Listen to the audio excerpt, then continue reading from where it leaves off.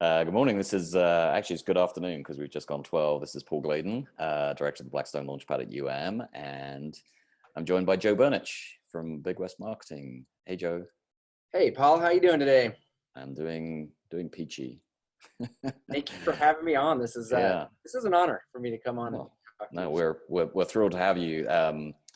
You, as we were chatting just before we started, you did a fantastic kind of digital marketing workshop for some of our Launchpad clients a couple of years ago, and I know we got great feedback on that. So when we were sort of thinking about who are some of the people, we've obviously been doing a kind of series of these interviews, and we'll continue to do that over the coming weeks. You came to mind as someone I thought would have some great perspectives, both as an entrepreneur, as a business owner, but also someone that's working with other businesses in terms of what they're seeing. But also you've got such great expertise in kind of online digital marketing that clearly is to the fore for a lot of businesses who've had to sort of adapt the way they're kind of going to market. So I figured this would be a great conversation for us to have. So appreciate you. I'll help out in any way I can. So yeah. All right. So maybe Joe, do you want to give us a quick sort of intro to yourself and also to Big West Marketing, kind of what you do and the kind of businesses you work with? Yeah. So I am based here in Missoula. However, most of our clients are not in Missoula. We actually service nationwide. We actually have a couple clients in the UK, a couple in Australia, and a handful in Canada as well. Our client base is made up primarily of home service businesses. So we have a lot of carpet cleaning companies, plumbers, roofers, Right. remodelers, people like that. That's kind of who we've niched down to help that type of person right now. Some of them are doing really well. Some of them are being very creative in how they keep their businesses going and keep their staff paid. Yep. Others have basically just had to shut down. Like Right. any client in the New York area is just on lockdown. They can't do anything. Yep.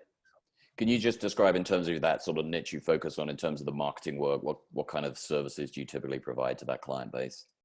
Yeah, so digital marketing, we're mainly a Google marketing company. So we do Google search engine optimization, SEO. We do Google ads, and then we also do web design so that when we send traffic from Google over to these websites, that they actually convert. So the web design is actually a big part of and that's actually where we're the busiest right now. And then we also have a new product coming out to help people get customer feedback and Google reviews as well. Cool. Okay. Well, we'll look to dive into some of those things kind of in a little bit. Can you maybe just talk us through, in many ways, from your perspective as a business owner, when did you sort of realize this COVID-19 thing is happening and this is impacting kind of your clients, it's impacting your business? What did that look like, and how have you sort of had to adapt, as I say, as a business, kind of first and foremost, and then we'll talk more about sort of how you've been helping your clients? Sure. So the first time we realized it was serious, it kind of was a joke, kind of a joke within the office for a while. And this must've been 3-4 weeks ago. Right. One client called up out of Florida and said, we need to pause our SEO. It was like a light switch, like no jobs are coming in. People don't want us in the house. And we're like, oh, wow, it must be very serious down in Florida. I don't watch the news. I don't just because I don't like to increase my anxiety level any more than it already is. Yep. But we've got clients all over the place, and they're kind of filling us in on what's going on. So when that client was like, we're shutting down everything for the time being, we realized, oh, what if other clients start doing this? And we need a plan of action. So that's when Leah, my general manager, and I got together, and we were like, let's do some what if scenarios and see what this looks like. So that was the big one. Yeah. So what did some of those what if scenarios, or how did those translate into how you've sort of begun to have adapted? And how many employees do you have in your business, or what's the sort of we have 8 employees in-house here in the office, not currently, but that typically are in the office here. Yep. And they're all still working. We've got everybody working from home. I haven't had to lay anybody off yet. So I feel very fortunate that way. Great. No, that's awesome. So how have you sort of adapted, kind of that? Obviously they were all working remotely. How has that change happened, or how have you navigated through that? And sort of what have you, when you ran through those scenarios, what's the change you've needed to make potentially in sort of the way you've been serving your clients? So luckily our clients have been very understanding. Mm-hmm. And as everybody's, as we said, hey, everybody's going home, we're like, okay, so what are we going to do about phones? What are we going to do about, just communication among us, and how are we going to get, credit card numbers to each other and all this kind of thing. And luckily I have such an awesome team that they kind of did a lot of the work without me. They were like, hey, let's do this. We had kind of like a brainstorming session. Yep. Kind of like a mastermind type. Let's all jump in and brainstorm on what we can do. And luckily, everybody on staff is super like and so we were able to just come up with systems on the fly, and we're still doing it. Like we just had a meeting where, like a communications protocol type meeting where we're kind of setting out our 10 commandments of how we communicate with each other and the clients. So that's kind of what we're doing. We're still muddling through it though. Yep. Have you been using any particular adopted new technology tools or anything like that? Slack or other kind of tools, or tools you've already been using that have already you've enhanced or increased your usage of? Well, I've been using Zoom a lot because I do these online masterminds as a separate thing that I do. So Zoom has been pretty cool. I was able to get everybody on Zoom and work with that, no problem. We had been kind of playing with Asana, project management software, for a while. When all this went down, we immediately upgraded to the next level up, the paid version. And then our newest employee happened to have lots of Asana experience. Great. So he was able to jump in and be like, here's what we need to do. And he laid it all out for us. We're very lucky, that he had that experience. Otherwise we'd still just be like trying to figure out how the whole, software program even works. Yeah. But Asana has been a lifesaver.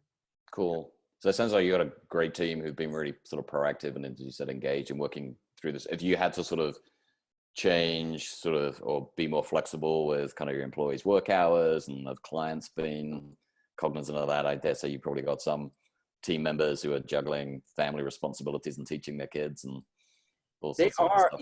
They are. I've always had like kind of a pick your own hours type of environment here.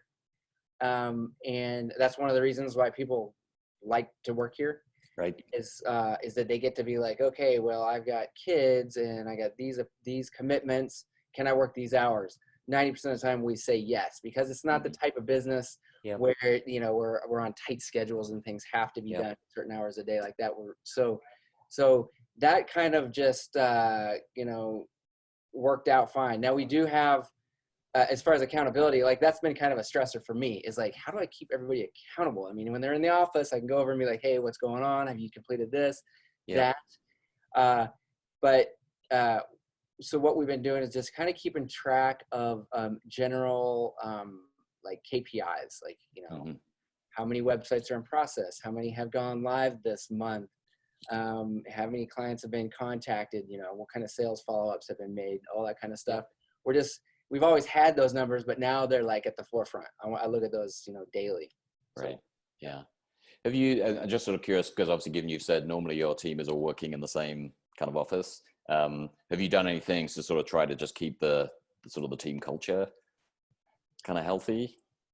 Yeah, I mean, we have our weekly Zoom meetings. Our weekly meeting has obviously become a weekly Zoom meeting. Yep. And then, like, for example, we always have everybody votes for the employee of the month. And then we take a goofy picture of them and post it on the wall back in the break room. Right. So we did something similar. We just turned it into an online version of that, and everybody gave a little quote on what they think about this person. Right. I took a picture when they weren't looking. I put it up so everybody could see it, and then I emailed it to them later on, just to kind of keep that vibe of, hey, we're still, because one of our core values, I don't know if you can see it on my board here, is, let's see, have fun and get it done. Excellent. Yep. So, yeah, we're trying to really stay true to our 5 main core values that we developed over the years. So, yeah. Great. Awesome. You said, fortunately, you haven't had to lay any employees off. Have you looked, though, at the kind of the CARES Act funding and sort of the Paycheck Protection Program? Have you looked at that? Are you applying for it? Just, I'm curious sort of if you've looked at that and how easy or not it's been for you to navigate through that process or the decision making. Yeah, so I'm actually very interested in that. So I haven't had to lay anybody off, but money has gotten much tighter. Like we have Sure. lost a percentage of clients. And I'm like, if Yep. we lose another 10%, then we're going to be in trouble. And so I Right. absolutely have been looking into those loans. You know, as I just got off the Mastermind call this morning, and this was the main topic of discussion Right. was who knows what about these loans. And it's like, okay, well, the big banks aren't doing a good job, but the small local banks seem to be Yep. on top of it. And so I've got applications in with First Interstate Bank, which is Right. my local bank. Yep. And then there's a couple other big banks that were recommended to me. I've got applications in with them, paperwork in Right. with them. So I'm just kind of in this holding pattern to see what would happen. It sounds like everybody that really is Yep. interested in this. I did come across some news last night. Sid Graff, a friend of mine, was saying, another Sid local well. business owner. Yep. Sid was saying, be careful about the whole, you know, concept of getting free money, getting this loan and not having to pay it back. There's going to be all kinds of stipulations and tracking and this and that. And I said, well, what if I just put it into a savings account and use it if I need it? If I don't, then I'll pay it back. He said, well, there may be all kinds of fees involved with doing that kind of thing. So I'm a lot less excited about it as I was, you know, a couple weeks ago. But I still have it as a backup in case we absolutely need it. So that's just kind of how we're maybe just to comment for those folks sort of watching this, and there's a press release that will go out later today that is sort of launching an initiative. We're working closely with the Missoula Economic Partnership and the county's economic development, economic recovery task force.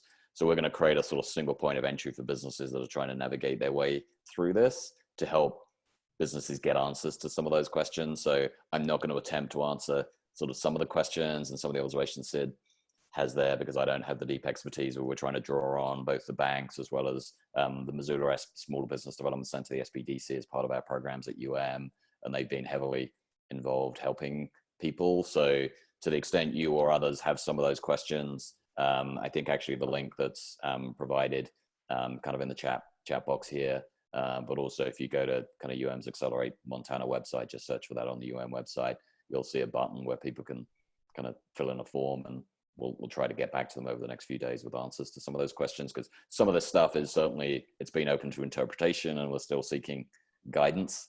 So it is a little kind of fuzzy. It seems just, and this is definitely not kind of quoted advice, it seems in a way your business though, where you are continuing to employ your businesses.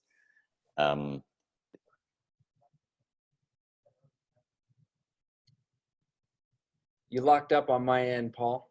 Yep, Paul, we're just, you're paused, so we'll just be patient with the interwebs while he comes back. I think he's talking about the BEAR program still, is that right, Joe? Yeah, well, the CARES Act and then the emergency $10,000 loan is what I was referring to. Yes.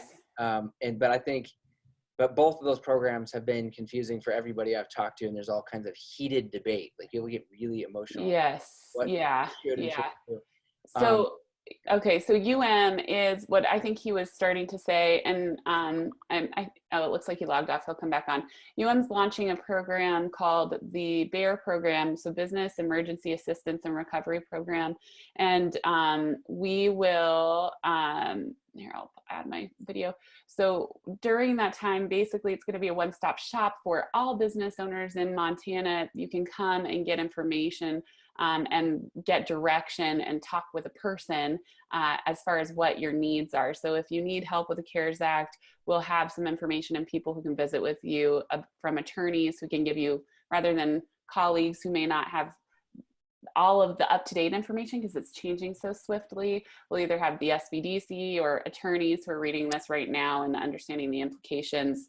We'll also have a lot of volunteers, and then we'll have several business coaches and consultants who can help people understand like additional strategies that they can employ for the small business like for small businesses. So if you're traditionally a service-based business, what are the elements of your core competencies that we can help you rearrange and make a pivot so that you can deliver some of your services online? Now, obviously, like certain things are, irreplaceable, like some of your clients that you're discussing, like plumbers, there are elements that we're not going to be able to help them with because they need to go to somebody's house to repair a pipe.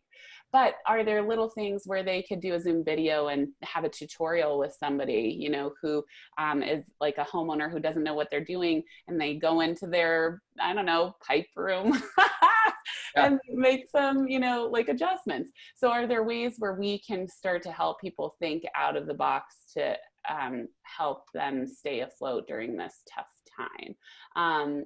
Paul's back joining us. And so Paul, I just kind of summed up the BEAR program and the entry point that we can help people both make pivots to their business, but also we can connect them hopefully with attorneys or the SBDCs to get really up-to-date information on what they may need. Thank you for doing that. I think just my Wi-Fi went down. So Joe, yeah. maybe we can sort of pivot from talking about how it's impacted your business to the things you're doing with your clients and how you're helping them obviously market their products and services in this environment. So what are you seeing out there, and how are you helping them? So I feel like about 80% of my clients have just kind of, I don't want to say given up, but they're kind of doing the hunker down thing. They're just like, I'm just going to wait this out. But then we have another 20% because I sent out a blast, an email blast to my list and said, anybody want to jump on a Zoom call this time, this day, and let's just talk marketing, let's talk business, let's talk about what we can do to pivot, stuff like that. The people that actually jumped on that call, I was super impressed with how they're handling it and how creative they're being with it. And I think the people that are doing the best are the ones that have this attitude of kind of create goodwill among past clients and potential clients by doing, like one client is a pressure washer, and he went around to all of the city parks and cleaned all the playground equipment for free. Yep. And then they did and then he did a Facebook post on it, and it kind of went viral. I think he was in the Columbus area. Yep. And then, another one is like he does carpet cleaning, but he's doing, he's added disinfection services. Right.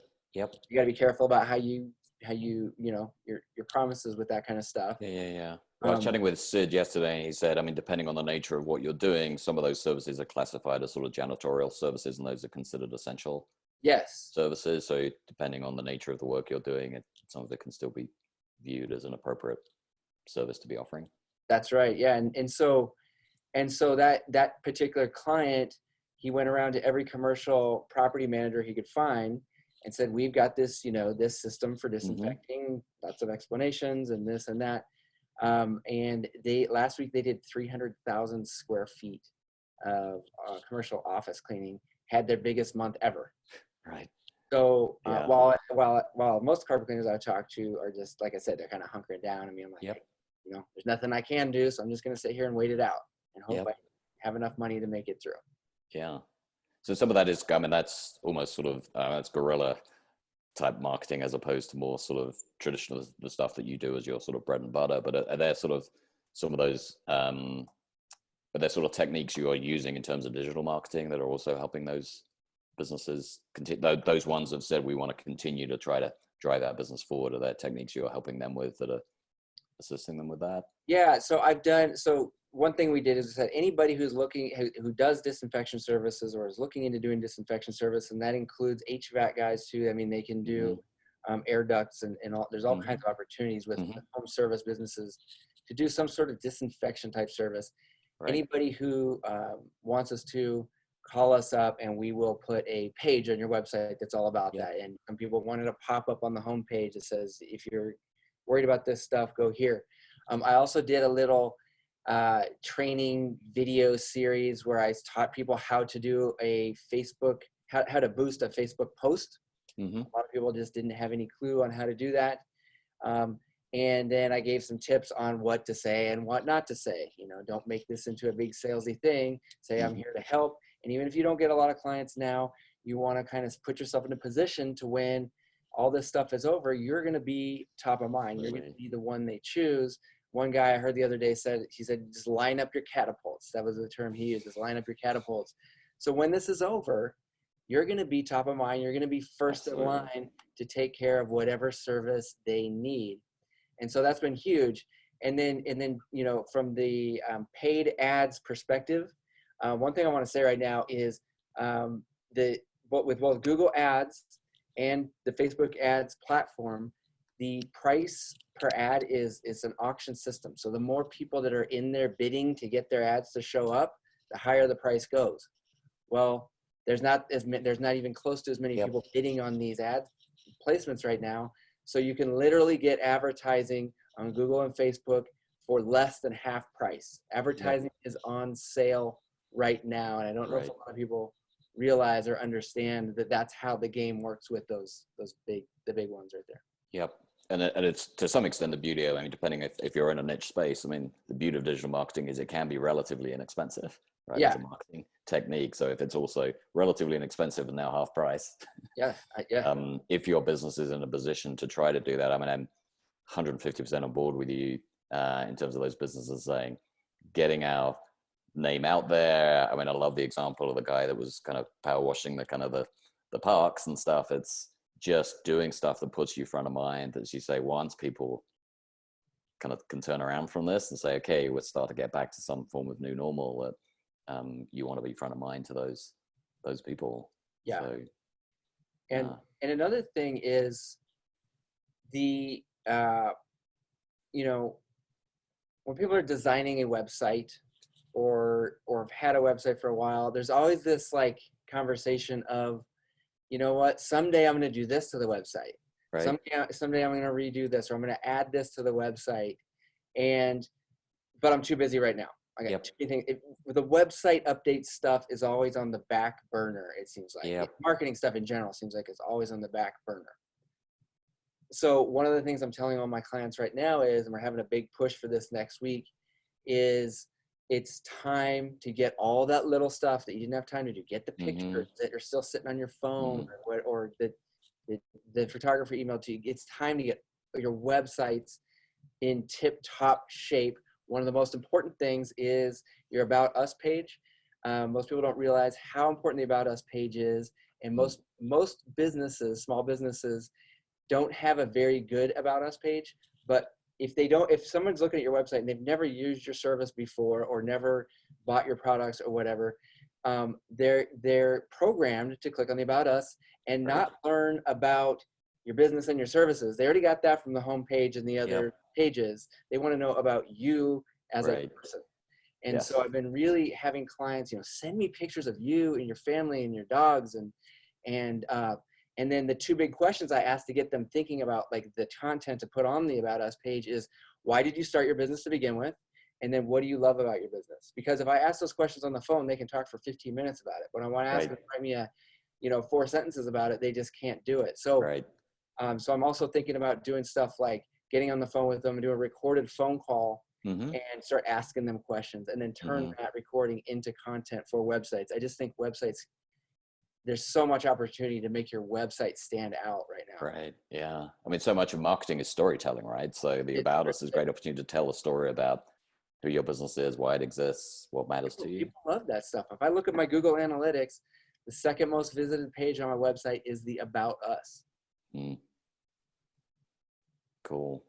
What other things would you, not necessarily just to your, the kind of niche marketplace that you play in terms of other folks listening to this that are maybe sort of trying to have that proactive thinking about what do we do to prepare?